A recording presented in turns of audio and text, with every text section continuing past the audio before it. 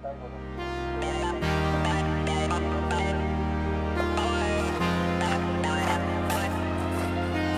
ang ganda dito. May music.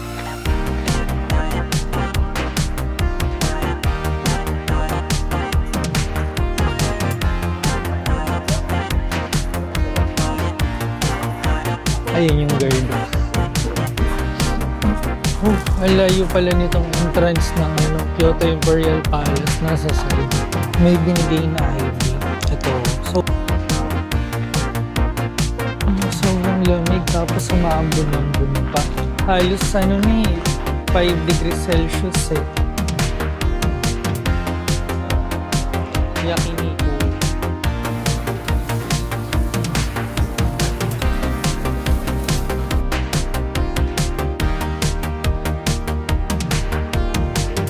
So today, pupunta ako ngayon sa Kyoto Sento Imperial Palace. Bali, same siya ng location ng Kyoto Imperial Palace, pero magka-separate siya. Tapos, para makapasok ka dito sa Kyoto Sento Imperial Palace, kailangan mo ng reservation online.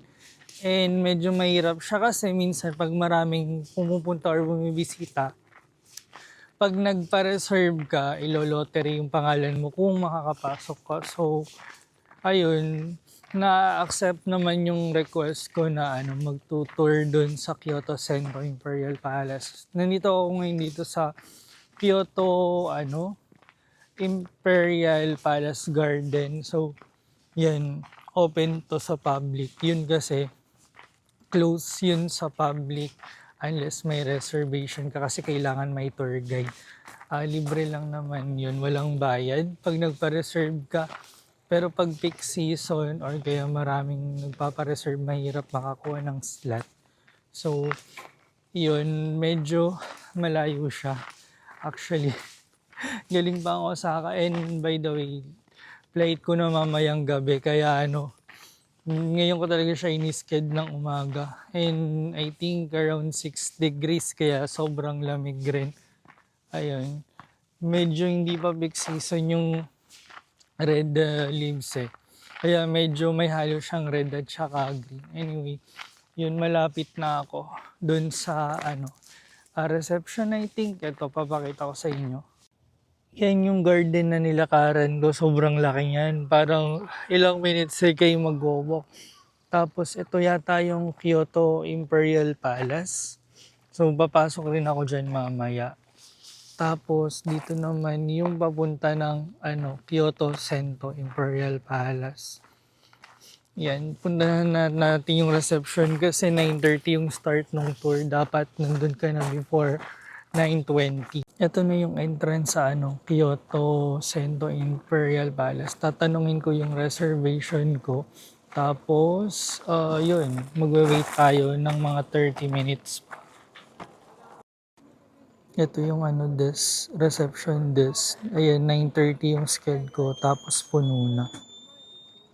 Bali, nakapasok na tayo dito sa loob ng Kyoto Sento Imperial Palace. Tapos ngayon parang may pinapalabas lang sa TV, ni-inform kami kung ano yung mga makikita dun sa loob. Pati aabot daw siya ng 1 hour. And as yung tour nito is sa group. So, hindi ka pwedeng lumayo dun sa group. Tapos may binigay na libreng audio para mapakinggan mo kung ano yung meron dun sa lugar na yun. So, ito yung lobby ba?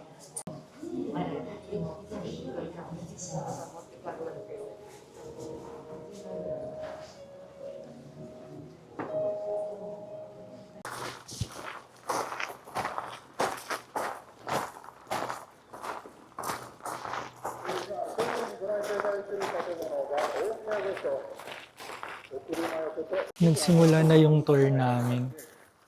Ang galing. May earphone ako dito, naririnig ko kung anong mayroon dito sa pinupuntahan namin ngayon. Ito yung mga kasama ko sa tour. Residence of Dowager daw.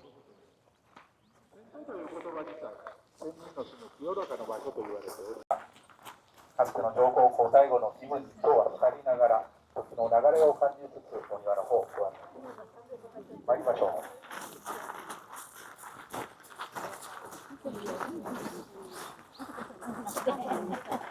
池の水が去っては鴨川の方からこちらまで水を引いてお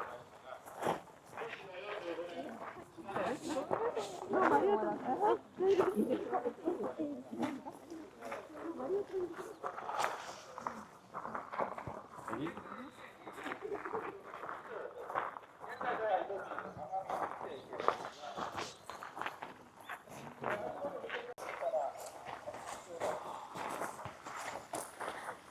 Ang ganda.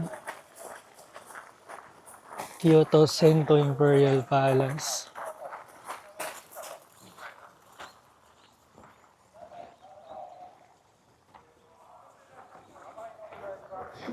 Medyo nakakatakot lang dito maiwan. May guard sa likuran namin.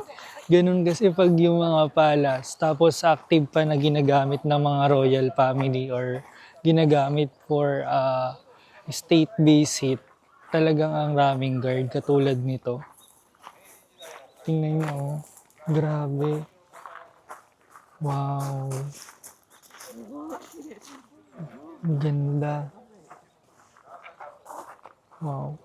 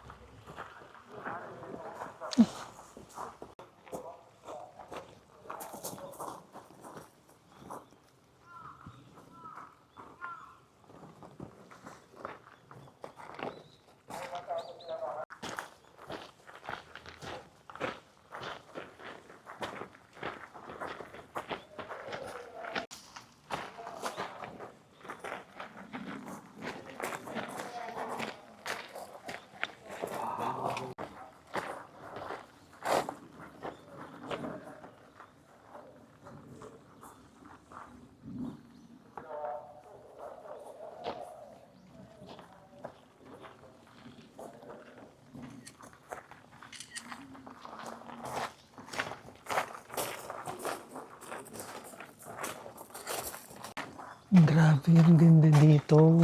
Like, legit. Wow. Kaya naman pala, ah, kaya naman pala may reservation. Grabe, ang ganda. Wow. Hindi ko alam kung kayang i-justify nung pero sobrang niya, ganda niya. Wow. Hindi ako makapagpa-picture ng maayos kasi may guard sa likuran namin. So, dapat dire-diretso ka lang ng lakad. Grabe, yung ganda. Ayun. Wow.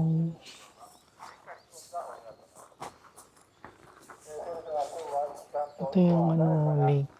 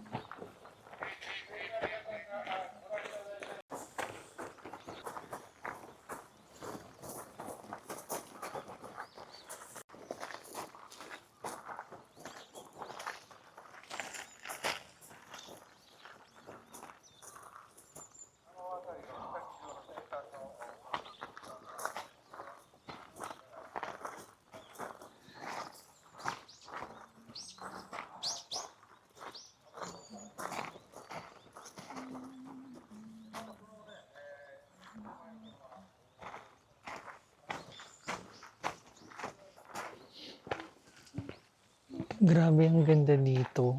Like legit. Na-discover ko or napagtanto ko na malalaman mo kung mahal pumunta dun sa isang temple, palace or something if merong moss yung mga flore. Ay, yung ground. If may moss yung ground. Ito kasi halos yung ground niya covered ng moss, hindi grass. Moss. So, pag ang temple, ang feature niya is moss, yung ano niya, ground or something na puro moss, mahal doon. Or sobrang ganda or exclusive. こちら庭の中ではこういう場所、黒浜と呼ばれるところは海岸線、砂浜を表現しますね。これだけ大きな砂浜は他のお庭では見られないというね規模となっています。南のほとりまでここ中心地の Bale, ito na yung last na part. So, ito. Ganda oh. Halos magpupul bloom na siya. それでは北から南に一周しましたので、ゆっくりと Yan oh. 戻ってまいります。 Ang ganda. Wow.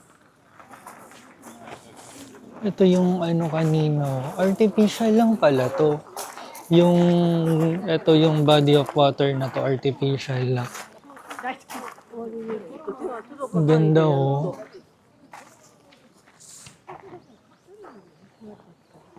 Wow.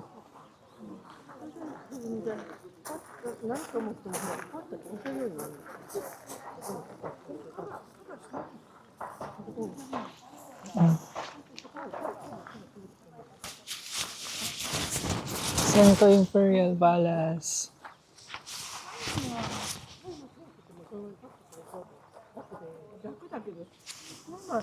Grabe ang ganda.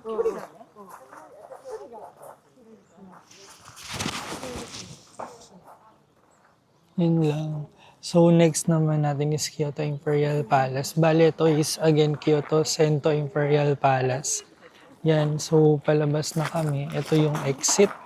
Then, yan. Ganda oh. Wow.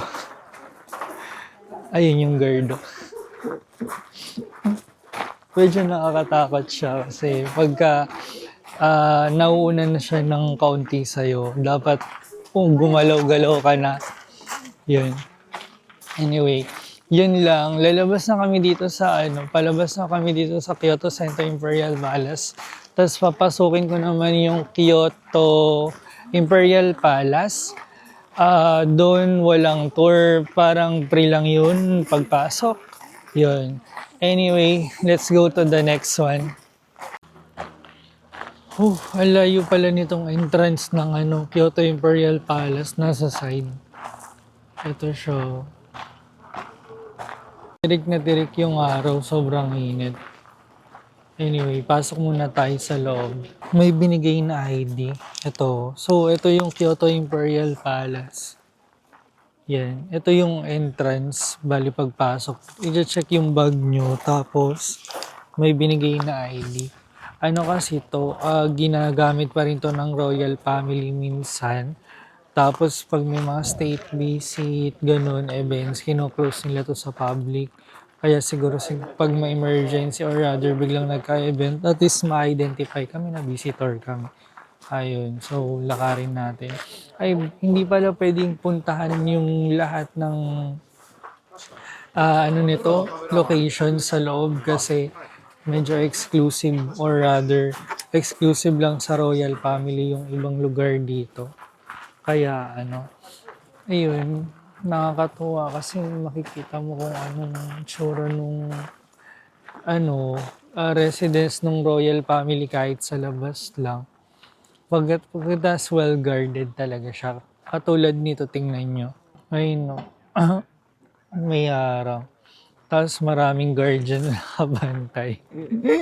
So hindi ka basta-basta makakakilos. May waiting room rin. Ikutin natin yan lahat. Pasok muna ako dito sa waiting room.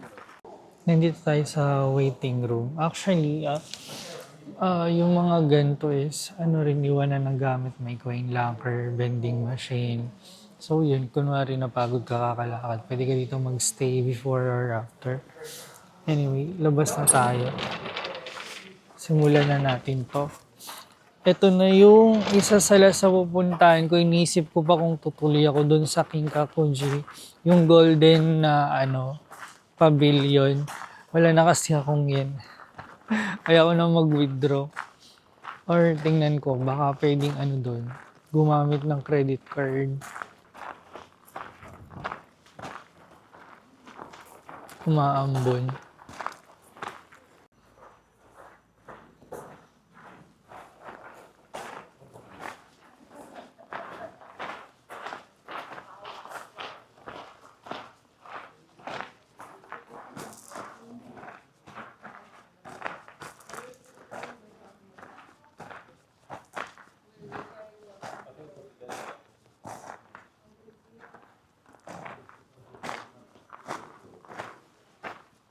Sabi doon sa description, dito daw nag stay yung mga visitors and depende sa rank nila kung saan sila ipwesto. Ayun. Ang lamig. Ito daw yung pinaka-importanteng building sa Kyoto Imperial Palace kasi dito ginagawa yung ceremony nila pagka mag-aano na ng bagong emperor. Ayan o.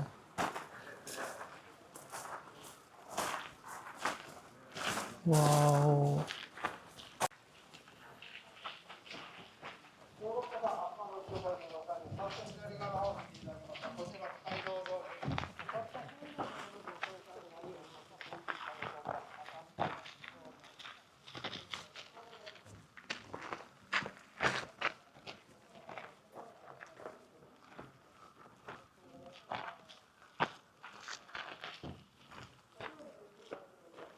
Ito yung pinaka-importanting building dito sa Kyoto Imperial Palace. Ayan. Ito yung itsura niya. Laki niya. Ano kayang itsura niya sa loob? Ayun o. Kuha tayo ng yan. Laki oh. Masasabi ko talaga na ang pinakamayaman para sa akin na royal family sa buong mundo is mga Japanese royal family. Kasi in terms ng property, history, culture, wow. Like, talaga sila nag-exceed. Grabe. Ang ganda dito. Ito pa, oh. Ayun pala, gate. Tapos itong building. Gate. Building. Another building.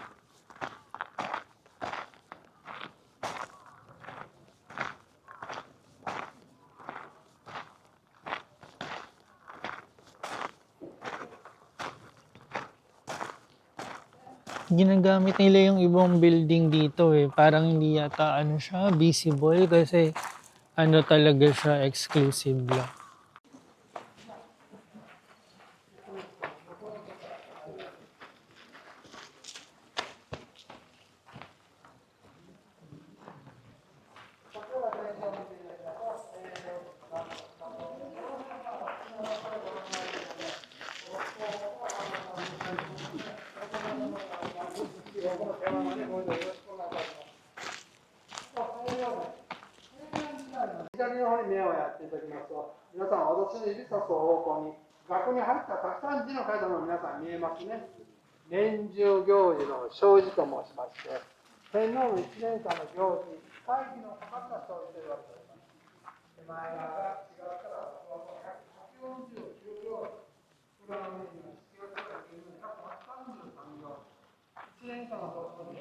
Sobrang lamig tapos umaambon-ambon pa.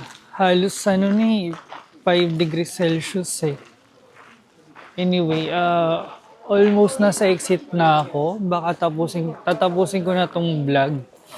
dito sa Kyoto Imperial Palace. Anyway, yan, dadaling ko kayo ulit sa next destination ko pag natuloy ako. Or if not, baka sa airport na.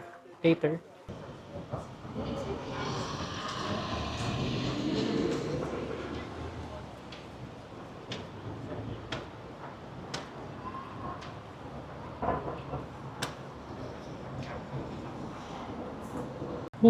Yan, nakabalik na tayo ng Osaka. Sa ano to? Exactly sa Namba. Malapit sa Namba Station. Anyway, naghihintay na lang ako kasi kakain ako dito sa Yakiniku. Ito. Yakiniku. Puno pa eh. Kaya nakapila ako sa labas. Habang nag-aantay, yun, i-update ko kayo kung nasaan na yung follow-up dun sa paglabas ko ng Kyoto Imperial Palace.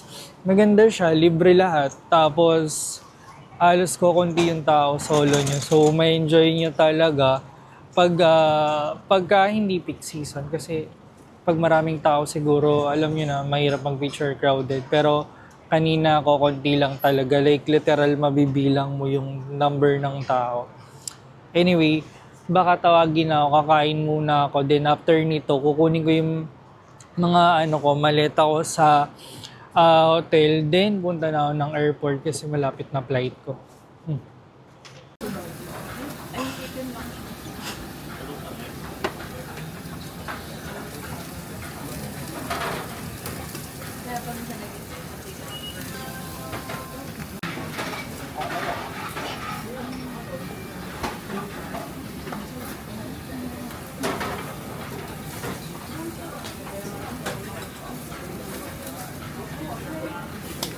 Ang sarap. Lamig. Kukunin ko na yung yung gamit ko. Ang sarap niya. Hindi siya ewan ko. Pares lang yung sa Pilipinas iba yung lasa. Anyway. Bali sa likuran ko, ito yung station papunta ng airport. So dito ako sasakay sa station, Namba Station, Nankai Railways. Tapos pupunta na ako ng Kansai International Airport, KIX. Yan, so dito yun. Anyway, 6 days ako total dito sa Japan and last day na, babalik na ako mamaya. Mamaya around 7:35 yung flight ko. Anyway, yun lang.